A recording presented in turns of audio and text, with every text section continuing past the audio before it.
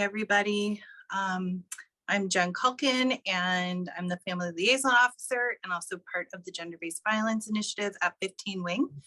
And today we are celebrating Indigenous History Month and have invited John Langan back to share some teachings about spirituality through an Indigenous cultural perspective.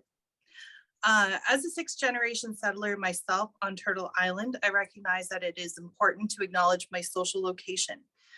And I am currently living on Treaty 4 territory. And Treaty 4 is the traditional lands of the Cree, Ojibwe, Saulteaux, Dakota, Nakota, Lakota, and homeland of the Métis Nation. One powerful step toward reconciliation is learning the history and working toward building a collaborative future together. John, I would like to honor the etiquette of your culture by presenting you a medicine pouch filled of tobacco that I will be hand delivering to you next week when you present to us at 15 Wing. John, I'm offering this tobacco for the time you are taking to share your wisdom with us today. Hi. Nanans mo ni mia kis ga peta pananons. Nanans mo na kakiao I gini wa kegwa. We tape mo to ananots. Momotaima. What I said is just I'd like to thank the Creator for this beautiful day, and you know I sat here and I wondered what exactly was wanted from me here, you know, because I do my presentations and it's good that everything that I put in that book and things that I've been through, but I sat here and I wondered, I was just like, what can I talk about? Because most of our stuff that we do for spirituality is all oral. Everything is done orally. And, you know, I thought to myself, I was like, what can I talk about? You know, and just starting off with that tobacco, with that, just stay mouth with that tobacco and it being in a pouch, which I was shown, which I'll get next week there. But I was told back in the day that pouch is to be the size of your mouth because it's supposed to be like a filter to kind of help with your words and to forgive you, I guess, for things that you may say wrong. So I know that this is being recorded. So for those that are going to be listening to you, correction to me, I like to acknowledge all of our pipe carriers that carry on that burden of keeping that pipe. Because when I say that, I'm also teaching at the same moment. So I have to think about those that I'm teaching as well. With that pipe, how I was taught from where I'm from is a union between a man and a woman. When those two come together, there's got to be a good reason why that pipe is put together.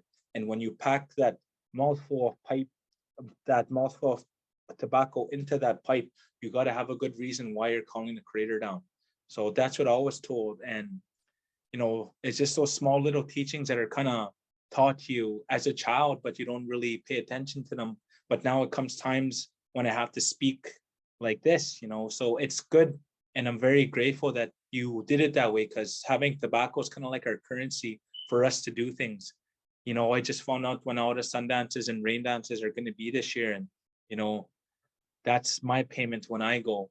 You know, there was times when people kind of get caught up with gifts and money and all that. And, you know, I go to these and I take that tobacco and that's all I work for. You know, there's times when I used to look at my wife, you know, and we would barely get there when I was up and coming. And I said, you know what, just as long as I have this, this is all that means. And everything seemed to work out from there. You know, and I also like to acknowledge, you know, that's good that you guys are doing that treaty land acknowledgement. That's awesome. Out of all the ones that I heard so far, yours is the best that I heard so far, you know. And, you know, I always like to teach people a little bit more, you know, what are treaties? You know, those are nation to nation agreements, you know, and by that very fact, treaty making, it is clear that the Crown viewed our people as part of nations, as only nations enter into treaties. First Nations people should not be penalized for operating in good faith.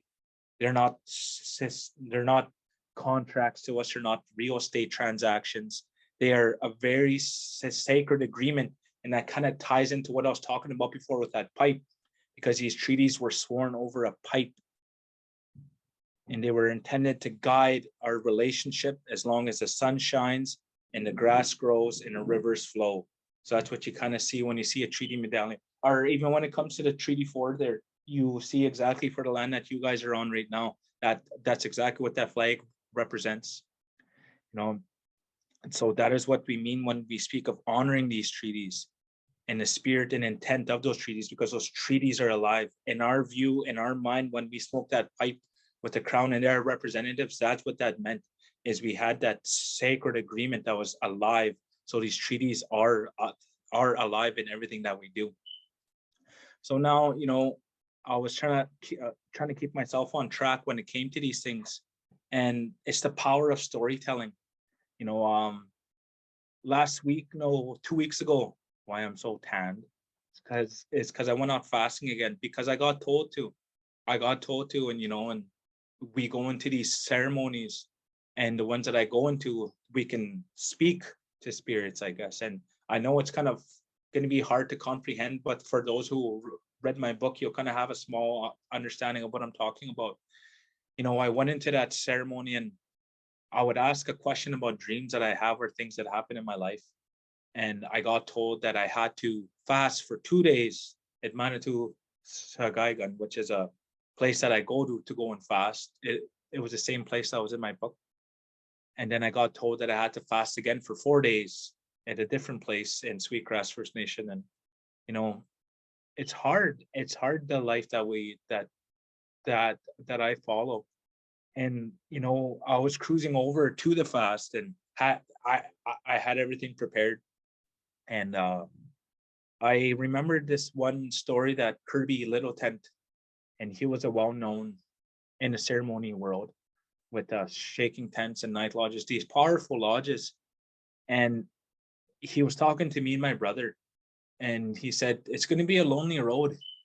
We're wondering what he was talking about, eh? And he said, I had a dream once, he said. I was going down a path, and he said there was trees on the right, and there was a bunch of Native people hiding in them, holding pipes. And he said, then I looked to the left, and it was all these powwow dancers, nice and colorful, all these nice things that people want to see. And he said, on the side there, he said, those are the people that run the night lodges, that run sun dances. Those are the ones that do these ceremonies, and it's very hard to do. He said, it's a lonely road. And it's true, he said, it's going to be very difficult in the future. He said, and me and my brother kind of looked at him, and now I understand what he was talking about. Well, what everybody wants to see is all the nice, colorful powwow and brown dance and all that. But then when it comes to all these other lodges that are just as important, those stories kind of primed me to prepare for the future, and as I went to that fast there, I was kind of not angry, I was just kind of frustrated, eh? And I went out to that fast there and fasted for only 2 days, but it was like 2.5 days altogether. And it was hard, because I was just cooking in the sun, and had a bunny come up to me, and and this is some very deep stuff that I'm telling you guys. I saw on that lake there was a black horse and a white horse that were running on the water, and that's a very powerful thing to see. And when I was done, they told me that they made themselves known to me, and they wanted to show me that to give me strength. It just kind of made me reflect on how hard this road is, because I'm trying to earn that right in order to run these ceremonies, because I got given a gift to do it, but I still haven't got the right to do it. So I was given a gift to do ceremony when I'm older, but I have to earn that right to do it. So that's why you see all these old people that run these awesome lodges and sweats and all that, but they fasted. I'm going through the same things that they're going through. I'm going to kind of pull the reins back on myself there. But for our hierarchy on how we believe in things, we have that main top one, which is the creator, which is the same. It's the same as everybody else's. It's God. And we have a lower version, which gets into our grandfathers and grandmothers. And those, for better comprehension, it's our version of angels. So those are the ones that look after us and keep us and love us and look after us. And then you get into higher levels for the ones that kind of stay by the creator. So those are grandfathers or angels that stay next to the creator. And there's some that are lower level that get down to our level down here. So in my life, I have a bunch of grandfathers that look after me and grandmothers that look after me. And when I go into ceremonies and stuff, then we kind of create that area for them to come to us. Because and in all honesty, why we smudge, why we do all these things and purify ourselves is because as humans, we are dirty, I guess. We smell, we stink. So, and for all the things that we've been through, it makes us very unpure, or not pure. So that's why we go to the sweat. That's why we go to Sundance. And so in order for us to talk to them, we have to be clean, and I'll kind of put that into what I'm going to talk about next year. So round dances and powwows, those are things, there's lots of information out there on the web about them. And I acknowledge that last time I did a presentation, I kind of had one slide on my ceremonial life. I kind of spoke about big lodges, which are sun dances and rain dances. Then I spoke about shaking tents, night lodges, horse dances, tea dances, chicken dances, sweat lodges, smudging, pipe ceremonies, round dance and powwow. So round dance and powwow, you can find tons of things online about that stuff. Those are two ceremonies that are probably not going to go away, because everybody practices them, and there's lots of stuff online about that. I'll kind of work up on my hierarchy of stuff, and I'll kind of get into things and my experiences that I had at them.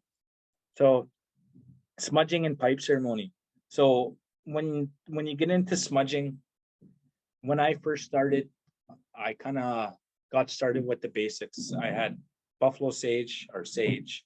Some places around here call it horse sage. And then I got into tobacco, cedar, and sweetgrass. So those are the four that I got started with. But there's so much more. There's so much more than that. Those are just the four basics that you kind of get into, kind of with tobacco. That's how you kind of start with everything. Everything just starts with tobacco. So I usually, when I smudge, I always put my tobacco down first, put my buffalo sage on top of it. Then I use a bunch of other stuff that I kind of learned throughout my life and interacting with other old people and other medicinalists. And those medicines that I get are very powerful, and they come from a long time ago. And yeah, there's so much to talk about with that.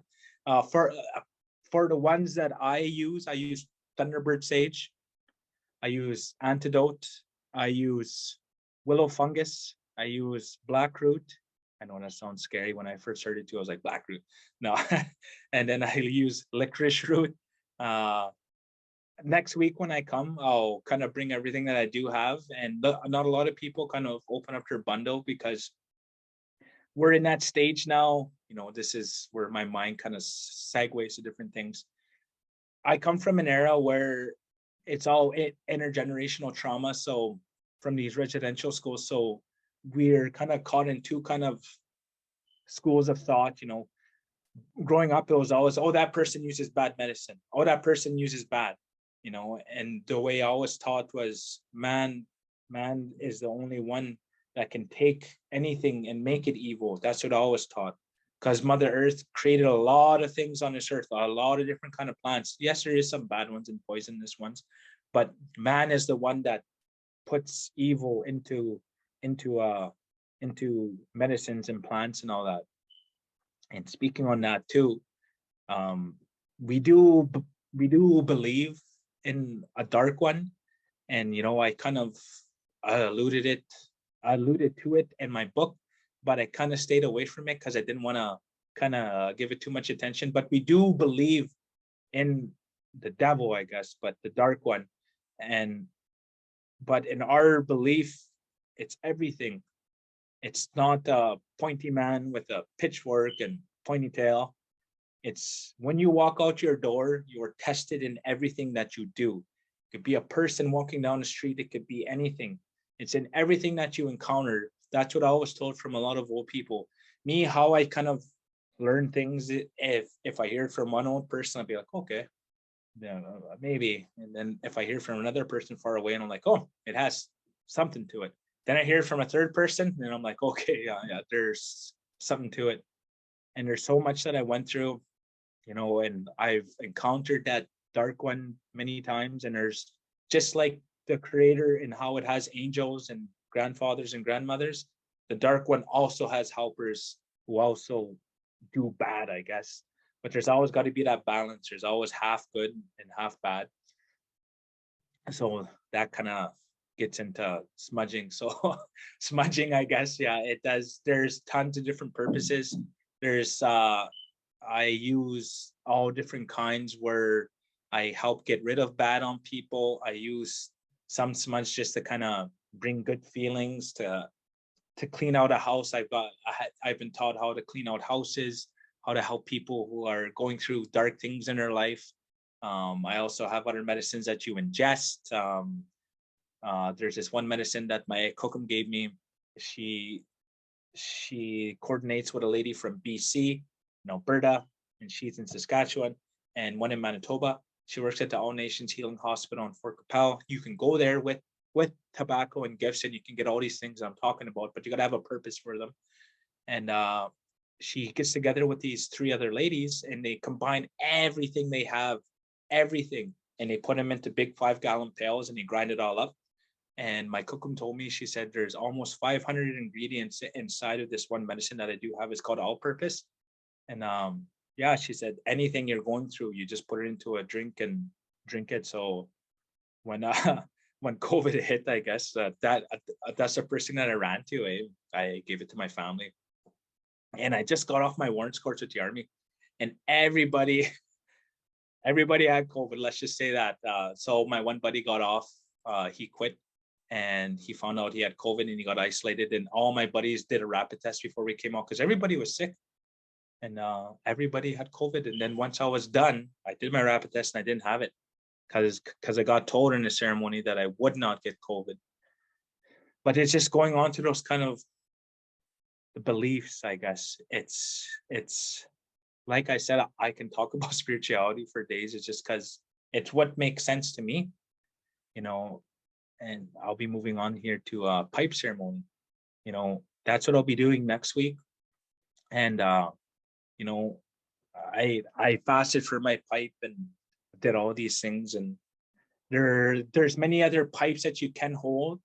I have a joke from so one of my police buddies, he's like, oh, John, he's just a one pipe man. Because you can have a family pipe, you can have a sweat lodge pipe, you can have a Sundance pipe, you can have all these different kind of lodges. They all have their own pipes. So a horse dance pipe, but chicken dance pipe. So right now I'm kind of just one man pipe right now. So once in a while when I see my buddies, like, you had 2 pipes yet, John? I'm like, no. Oh, so one piper. So with a pipe ceremony, kind of like what I was talking about before, it's that union between man and woman.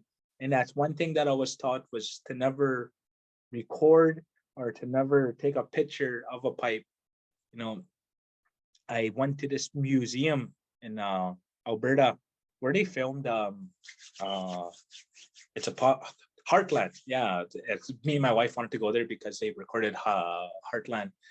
And I went inside this store. It was a museum, and I saw a pipe put together, and I was like, no, I was just kind of, not trying to get mad, but I was like, that's not good, and then I kind of gave the owner a call because she wasn't there, and I kind of just told you guys what I told you about, having a good reason to put it together, because I was trying to be careful because I was in Alberta, but then she was just kind of embarrassed, and she was like, I know. And I was just like, okay, yeah, just wanted to give you a heads up just in case anybody else comes in here. And she said it was a new presentation, I guess. So I was like, she said, thanks for letting her know. So with a pipe ceremony, it's a lot, because usually these things kind of aren't taught via video or webcam or anything like that. Okay. Sorry, my son's bringing in a smudge here, but it's okay, my son. It's okay. With a pipe ceremony, each person is given a specific pipe direction. So when a person has a pipe like that, there's a lot to it because what I see, I see people kind of joking when it comes to pipes and stuff, but there's so much teachings behind that. Every single old person and how they do a pipe, they're given their pipe direction. So there's east, south, west, and north. Those are the basic ones. But each individual will have their pipe directions that are given to them either through a dream or how they're taught, and how they do it is specifically taught to them by the person that teaches them how to do a pipe. Me, I got taught when I was fasting. So trying to comprehend what was told to me and to do it in the language, like that's one thing that's really hard. Because this one time I heard it being done in English and it didn't sound right to me. Because when you speak in a language, it's half the culture and the spiritualities in that language. Even when you say a direction, like there's like east is a sawanok. So, and there's other ways to say east as well. There's wapanota, but sawanok. So that oak, just that OOHK, that kind of calls a person, kind of calls whoever you're looking after. So east is towards the sun. So I'm calling the sun. So when I say, Pepi 12, Pepi 12, Pepi, Kespin Keno Pepi 12 Ospokanak. So I'm asking them to come and smoke if they want, and just saying those oak, because when you say south, which is Sagastanok, and then when you say west, which is Boxkimok, so that Ak also calls them as well. Kwait Nok, so that oak, so that's north, that's calling them. So it just kind of shows how important the language is. Because if you're just say east, south, northwest, with me, when I would make a joke when I was fasting. I was like, because my outer, which he doesn't like to be called an outer, but he's like, pay attention, John. And me, I was like, never eat soggy wieners, because that's how I remember the 4 cardinal directions. And he's like, pay attention, John. I was like, so I was trying to laugh, but he's being serious with me. but no, it just kind of goes to show like how important the language is. So that's what I'll be doing today with my little studio as well. Is I'm going to be teaching the language because I'll be learning at the same time, but teaching Soto and Cree at the same time, just for everyday conversational stuff. So with that pipe ceremony, it's very sacred, and it's one thing that I can't really like teach you all the directions. It's something that has to be done in person, and it goes very deep. You'll know you're with a right person because usually the first one is always to the creator. You'll always see the first pipe direction is always to the creator, and then it'll kind of go everywhere else. Like me, when I fasted there, I got given a pipe direction, which was for the white horse, which is, for those you know me, that's my native name. And it's kind of southwest. So that's where I kind of pointed to ask them for help. And the white horse comes when times are dire and things are needed. And so that's what I was kind of told about that pipe direction. But, like things that you guys are being told right now, this is stuff that's not really told. But like I said, I'm part of the new generation, and it's up to my generation to make sure these things are passed on. And through my book and through things like this, I'm glad that I'm given an opportunity to speak. Sweat lodges, man, there's so much stuff. There's all different kinds of sweat lodges. There's family sweats, there's warrior sweats, there's men's sweats, women's sweats, children's sweats, there's medicine sweats, everything. There's all different kinds of sweats. And I had the opportunity to go in all different kinds of sweats growing up. There's family sweat is a good one to kind of get introduced to. So that's one where you just go in, and there is grandfathers and grandmothers, but they don't make themselves known. And it all depends on the person that's running the sweat for what type of things you'll see. type of things you'll feel, because it all depends on that old person and what they've done to earn that lodge. So with a family sweat, it's just nice and brisk. It's nice and cool. Then even with the rocks in the middle, like those are grandfathers, we call them. They're the mushroom grandfathers. And I'll share a very personal story that I experienced once. I think it was 2013. I was up in Beauval. I was at a residential school gathering. Correction, that was 2011. I was up north there, and there was a residential school that burned back in the day, like way, way, way back in the day. And I was her residential school survivors there. And they were running a sweat there. So that one was more of a medicine sweat. So there was a lot of doctoring that was going on inside of it.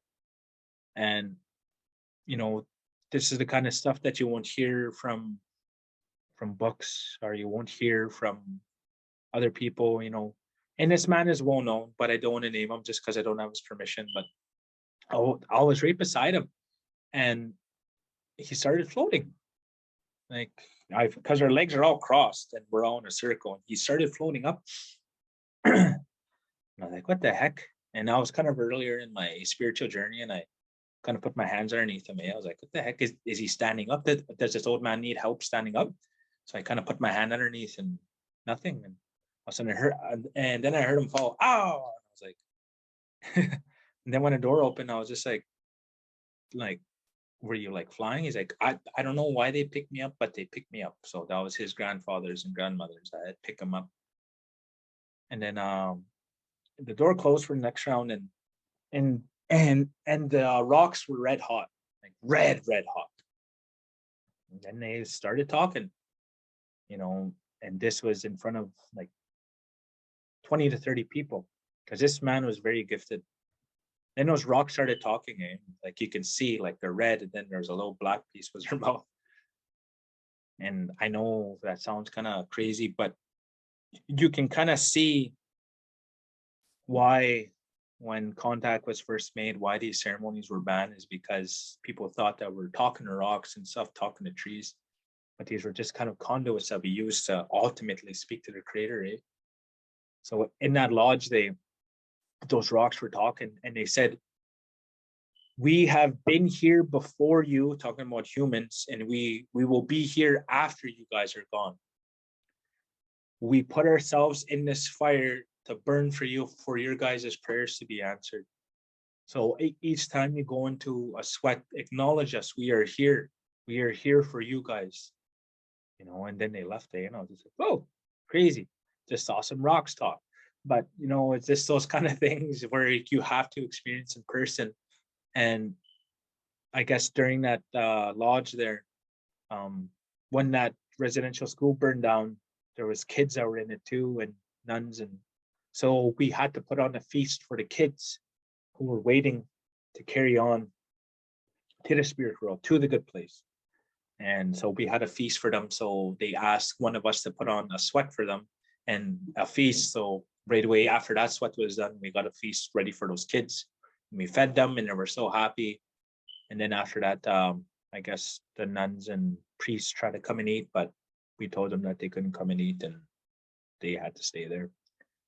So, it's those kind of things, these kind of stories that I have in my mind for all these things that I experienced, all different kinds of sweats. There was so many different kind of sweats that helped me in my life, helped me quit drinking, because, I've been challenged before by other people who come out of curiosity. And that's kind of a thing that I kind of speak about in my book all the time. I had this one person come, and they wanted to learn about why their father passed away, and they didn't get the answer they wanted because they think we like speak to the dead and stuff, which we don't. When she went back home after she was done, she came there out of curiosity. And then she went home, and then her family kind of told her, they talked to the devil. Why did you go there? And that bugged me for a while, because I kind of questioned why I did what I was doing. Once again, it gets into what I was doing and how lonely of a road this is. And then I kind of gave my head a shake and I was like, you know what? If this devil makes me love my wife, if it makes me live a clean life and not drink alcohol and be kind to my kids and to help each other, then what the heck am I doing wrong? So those are the kind of things I keep in the back of my mind when I do this stuff, because the way that we're taught in our spirituality is to respect all others. No way is the right way. No way. Even before my dad passed, he told me to read the Bible. He said, before you go on, he said, just make sure you read it. He said, because there's a lot of similarities in that book that have to do with what we're doing as well. Because even when it comes to our creation story, I still have to sit down with my teacher, because he told me, he said, there's two versions. He said, there's a children version and there's an adult version. He said, it will honestly take all day for me to tell you that story. So we are going to be doing it soon. And my plan is to kind of put it into a video and kind of have actors kind of play it out and all that. But, for the things that I do remember, when me and my wife got married, that was part of the creation story. When man was lonely and needed a partner because he saw wolves, he saw moose, he saw all these people with partners except himself. So he asked the Creator, and he was fasting, and he was asking for a partner in life. So that's what the Creator did, and I'm kind of making it a very small version, but the Creator sent down a woman to stand beside the man and took the man's rib and made the woman out of that rib. But it was for the man and woman to stand beside each other equally, not for the man to stand in front of the woman, or for the woman to stand in front of the man. They're supposed to be partners in life very much equally. So you can kind of see the power of storytelling. I didn't see the value of it when I was growing up, but now I'm starting to see it. Like things will come and I'll hear a story and be like, I heard that before, and even a story of when I was on my warrants course with the Army. Like I was, one of the course staff asked me, they said, John, can you, no, they said, Langan, can you whistle for me once you guys are reached this part? And it was at night day. And I said, sorry, warrant, I can't. He's like, why? I was like, I just can't whistle at night. He's like, really? Why? I said, it's a spiritual thing. Really? Why? Like he kept asking why, but I was being assessed and I didn't want to. No, you can't whistle at night because the spirits will come down. So growing up, we were always warned, don't whistle at night. Because the spirits will come down and grab you and take you away. But it was just a teaching for you not to whistle at night, because when you whistle, that kind of calls grandfathers and grandmothers, calls good and bad. So you never know what you might be attracting at nighttime, because nighttime is spirit time, kind of another whole can of worms there. But especially when Northern Lights were up, because when you see the Northern Lights, those are the ancestors. Those are your ones that passed on before you. So they're kind of having a round. So they're dancing up in the sky, looking after you. And if you whistle, you might call a bad one or a good one, and they'll come down and grab you. So, but those are the kind of things that we were taught growing up. But it's just those kind of stories that get told to you, just to kind of teach you things at the same time. Yeah, like it's just crazy, as I sit here and kind of tell you guys stories, because these are the kind of stories that I kind of tell a person when I get to know them more, when I know that you're interested in the words that I say. It's crazy, just to kind of talk to a camera, and kind of teach you guys this stuff at the same time. But it just kind of goes back, and it encompasses back to what the late Kirby Little Tent was saying to me and my brother at the beginning there. It is a lonely road. It is a very lonely road, because it's not like I can go to a church down the street and kind of walk in and say I'm having troubles, or every time I cruise by these huge churches, and I kind of go there sometimes for some police calls. And I'm like, man, this is awesome. Like I wish I had these kind of things. But no, it is a lonely road, and I am working hard to be where I want to be, because things that I asked for, this is another deep thing. I I asked when I fasted, because what changed my life was hearing and seeing and feeling things. Because we live in a day and age where why like we have to see and feel things and hear things. So that's what I asked for, is for me to be able to run a ceremony like the one I told you about in Beauval, you know, not to kind of flex and be like, oh, this is what I know. I'm just a pitiful man. That's all I am. It's all I am. I don't have no powers. I don't have nothing. I don't have anything like that. It's just the creator working through me. And that's what I asked for, was to be able to have grandfathers and grandmothers come in and to show people, because that's what changed my life. That's what made me want to quit drinking. That's what made me want to treat my wife with respect. That's what made me respect myself and love myself.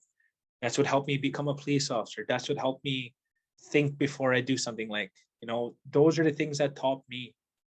So that's what I'm asking for when I fast, you know, and I can see why they keep telling me, now you got to do a 4-day, because now you got to do another 4-day. Now you got to do another 2-day. I sit and reflect why I'm doing this, and I see it now. I'm earning that right to do it. And it's hard because look at how tan I am. You know, it's gonna come, and even as I speak to you guys, I reflect and I think about what this other old lady told me. And she said, if you learn everything at once, what is there left to learn? Take your time in everything that you do. Just keep helping at ceremony and keep helping people. That's all you can do. Is that it's up to the creator what he wants you to do, you know.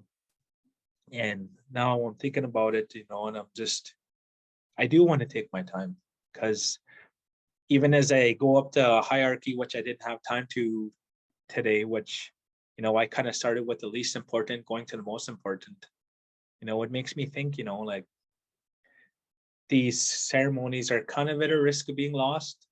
But I spoke to my teacher, and I shared that story with him after I was done my fast day. He said, no, it's starting to change, John. And I'm like, yeah, it is. He's like, yeah, more and more people are starting to come out now. And I'm hoping that with my book as well, like more and more people are starting to come out, and I'm receiving a bunch of emails and words of inspiration all the time, that keep me going with this, because it is a lonely road. Because at the end of the day, it's just me on this island learning this stuff. Because my wife can't be out there when I'm fasting and stuff, and can't be out there when I'm learning this stuff. So it is a lonely road, but I'm glad that I was given the opportunity to speak just a little bit. There's so much that I can speak about here, because I still didn't get into horse dances, chicken dances, tea dances, there's giveaway dances, there's ghost dances, there's night lodges, shaking tents, and then the most important, which is sun dance and a rain dance. That one there is like, it's crazy. You kind of hear it in social media and not social media and media and stuff. And when I went down to the States before, I went to a gun shop in Arizona there, because being Army and police, I just kind of want to walk in there. I'm like, it's crazy how many gun shops they have down there. Anyways, it was just a small town, and I walked in there, and the gun shop owner, he was like, are you because he recognized my accent when I was talking to him. I told him where I was from, and I was like, I'm from Saskatchewan. And then he just kind of went on. He's like, you know what? I was up there in '94, and I witnessed the last Sundance. And then he was kind of imitating like how they looked when they pierced. And I was like, and then I just kind of let him talk. And he was just like, it's such a beauty to behold. And then when she was done talking, I was like, we still practice them, eh? And he's just like, really? I was like, yeah. Yeah, we still do. There's but we call them big lodges, but a sun dance and rain dance. Yeah, like but you know, it just kind of goes into everything else that I talk about. You know, it's back in the day we're so scared because they were banned.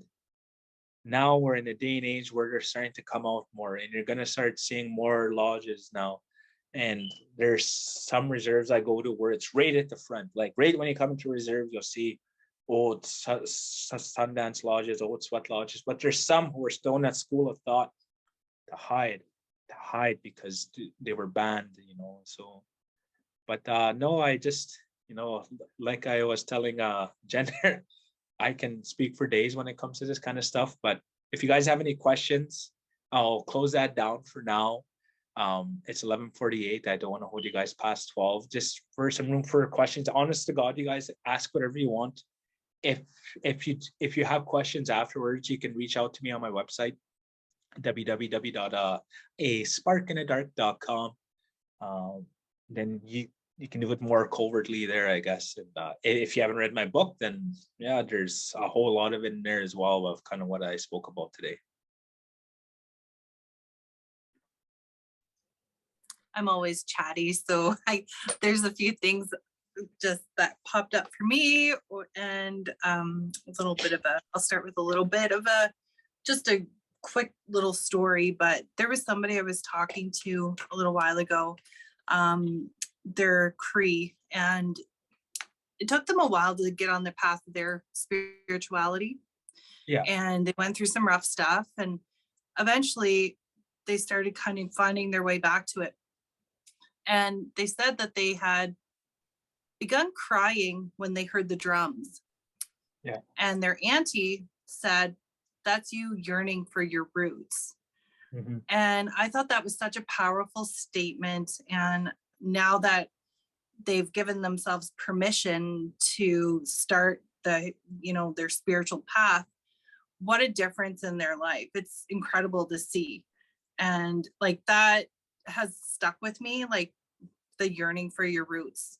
And yeah, because I think with the drums, it mimics Mother Earth's heartbeat. Yeah, it's just like when you're in a womb, it kind of goes right back to that. So hearing your mother's heartbeat as well, and then the drum itself is like the heartbeat of Mother Earth as well. So when you're hearing that, it's like hearing your mom's heart when you're inside the womb. Yeah. Fascinating. Thank you. I do have more, but I'll give other people an opportunity too. Feel free to just unmute yourself and ask. If somebody else is asking a question and John is answering, put up your little hand so that we can call on you.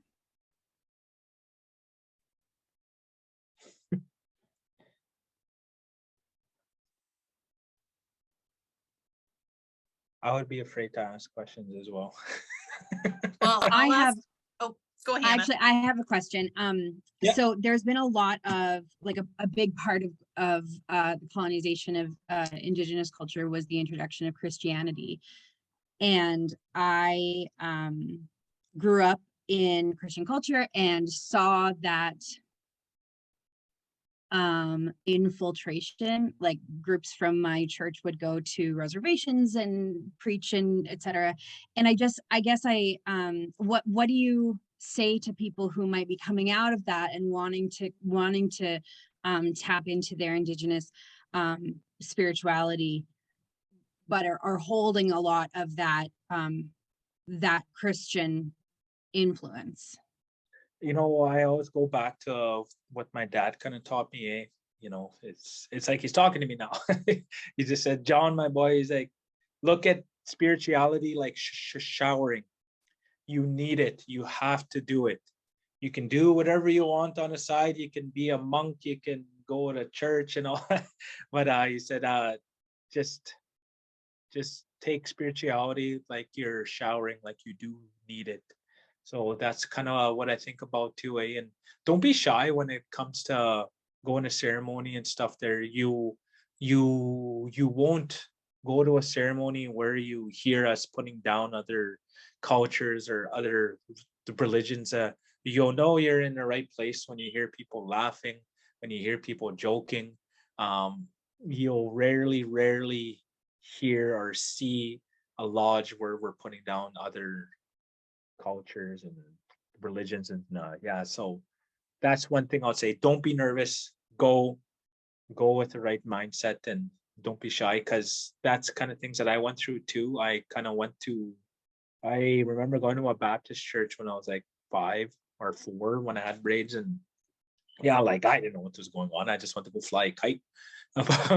But I always wanted to eat those little chips because with the grape juice and all that. but they always told me no. I like, John, you can't. I was like, why? But now I understand it's because I wasn't baptized. But I always wanted to eat those little chips, but I never got to eat the little chips. I have one question for you, John. Yeah. I work within the justice system and I deal with alternative measures circles. What is the best way for me to go about asking elders when we want them to participate? So the best way to ask elders is always starting with tobacco, and depending on what you want, gifts. I would say a nice blanket. If you know the elder personally, then you kind of know what they like, but you won't go wrong if you have tobacco, a blanket. And if you want them to do something, you can also get some ribbon if you want, or cloth, but that's usually if you're asking them to do a ceremony. But if you're asking them just for help, because that's just kind of the beginning, then you just start with tobacco and a gift from your heart. If you don't know what to get, then you can just get a blanket, or you can get any kind of things that you use for everyday things from dollar stores and stuff. But just go with a blanket, a basket, and some tobacco. Offer it to them in their hands. If they don't take it, then they'll let you know a person that can do what you're asking for, because sometimes they won't take it, and it's not to be offensive. It's just because what you're asking for, they might know a better person that's better suited to what you're asking for. So when you hold it, tell them what it's for and what you're requesting. And then if they don't take it, don't take it to heart. It's just that you're trying to help you put you in the right direction. Because once they take it, then they have to do it. So yeah. Okay, thank you. Yeah.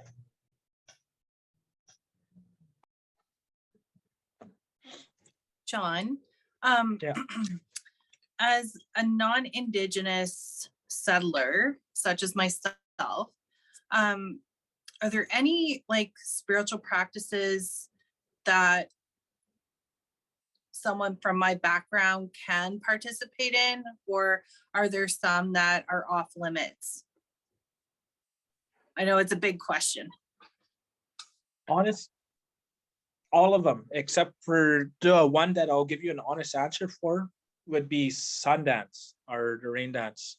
I think Oprah tried to go to one before and she got kind of push faced. but honest, like if you work your way up and you kind of make yourself known to the community though, you can probably work your way into participating in one. But every ceremony, everyone just kind of goes back into storytelling again. I got told, in the future, John, there's going to be all colors at our lodges. Do not turn anybody away. I was like, okay. And then they, once again, for those of you who read my book, yeah, like they said, are you, John, I'm going to ask you again, like, I'm going to tell you again, you're going to see all colors at our lodges. Do not turn anybody away. Okay. Yeah. So I always remember what was told to me. So you'll know you're at the right ceremony if everyone's laughing and joking, and don't be ashamed. Don't feel like you're in the wrong place or anything. I always see all different kind of colors at lodges, and nobody thinks bad. Like obviously, there's gonna be the odd person who kind of doesn't know what the older people know, but don't be shy. No, don't be shy at all. Like when it comes into like our personal lives, like sage and for smudging, is that appropriate, or is that maybe we need to okay. For women there, just when you're on your moon time, which is a very powerful ceremony in itself, you can only use sage. Try not to use sweetgrass. cedar just when you're on your time there, just because it is a powerful ceremony. And I know when I say that, it's a lot of exclamation points, but with a woman, when you go through that moon time, it's a very powerful ceremony because the women have the ability to give life. And that's a very powerful thing right next to the creator. That's how powerful it is. It's right next to the creator. So when you're doing that, just try only use buffalo sage or horse sage. Yeah. Thank you.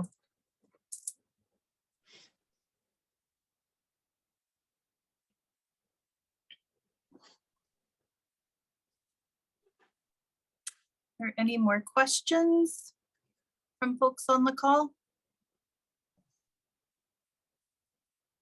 I guess, John, is there anything we should know or prepare for next week when you're here at 15 Wing in person? No, just with me, with my pipe, it's a men's pipe, and there is two types of pipes, which I didn't even, well, there's all different kinds of pipes, but there also is a women's pipe, which is it's just like an elbow pipe. So, but usually the women will only smoke a women's pipe, and they'll have their own circle. Then men will have their own kind of circle. So just for ladies, if you're gonna come, just wear a skirt. And then for men, yeah, no, just other than that, just I am gonna be coming there to smudge, and we'll have a pipe ceremony, and then I will sing some songs for you that I have sung throughout my life. They're not power songs, they're not round dance songs, they're songs that I sing in ceremony that are older than us, I guess, because I asked before how old these songs were, and they said older than humans. So these songs I have sung, they're very powerful songs that are, yeah, you'll have to wait to hear them, I guess. That's fantastic. And you mentioned something about like giving a blanket. So would that be something appropriate to gift next week as well, like a blanket and the tobacco? Yeah. So Okay. with that blanket, every time I use it, like I'll think of you guys. So that's when it kind of comes to think about that, like when I use that tobacco, I'll think about you guys. So it's kind of like karma, I guess, but good things Mhm. come your guys' way. Yeah, Like good vibes. that's right. Yeah. Well, that's great.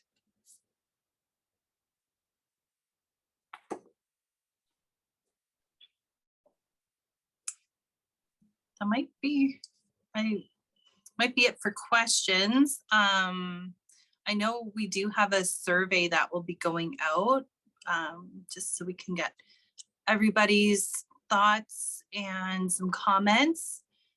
Part of the reason we have John coming back was when he joined us in September, we had such a positive response, and there was a lot of requests to learn more about Indigenous spirituality. So we thought, this is a perfect opportunity for Indigenous History Month to invite John back and learn some more.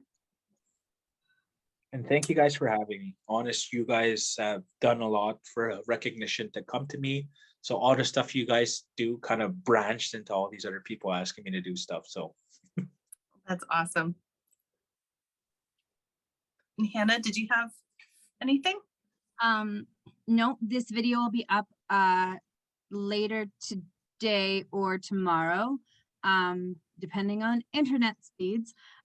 So feel free to recommend that on the Moosjaw MFRC YouTube page. It will be there. All of the videos will be saved to a playlist, so it should be readily accessible. Thank you.